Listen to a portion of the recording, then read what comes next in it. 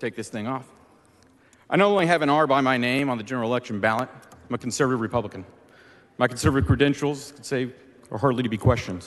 According to multiple rankings, I've since my first session been considered the most conservative Republican in this chamber. I've been a delegate to the state convention of the Republican Party of Texas since 2010. I was in attendance at the 2016 Republican National Convention. I'm loyal to the Republican Party platform. When drafting bills, I first looked to the party platform to determine whether I should file a bill that advances what the conservative grassroots believe is their platform. On November 6th, I flew to Philadelphia, Pennsylvania to serve as a volunteer attorney for the Trump legal team. With my own eyes, I saw election fraud. I spoke to election workers and voters and wrote affidavits under the penalty of perjury. 1 month ago, on December 14th, I was in this chamber as a presidential elector, where I happily cast my electoral vote for President Trump. I'm a Republican. For 2 sessions, I've gone to war with liberal ideas in the form of legislation I believe grew government, infringed on constitutional rights, and decreased individual liberties. The ideas I've fought, and I will continue to fight, have been filed by members of both political parties. What the member from Hunt County proposes is the rule of the United States House of Representatives. I don't think there's anyone in this room who would argue that Texas should function more like the District of Columbia. The reason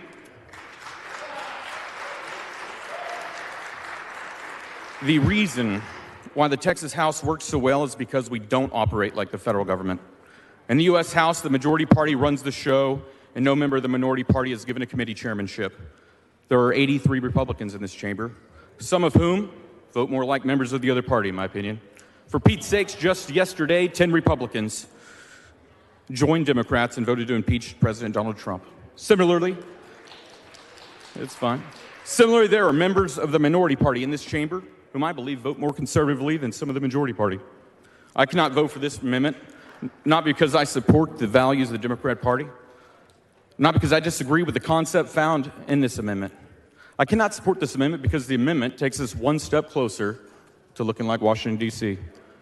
This chamber exists so that we may deliberate ideas, work the process, and work hard to pass and kill bills on behalf of our constituents.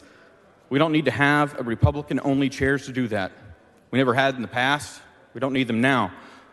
Because the failure to pass grassroots priorities have not come because of Democrat chairs.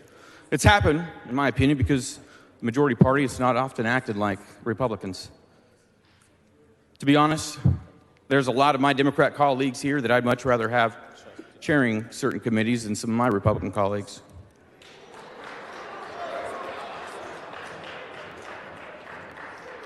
Just a few of you guys. Believing that doesn't make me any less conservative. I therefore will be respectfully voting no.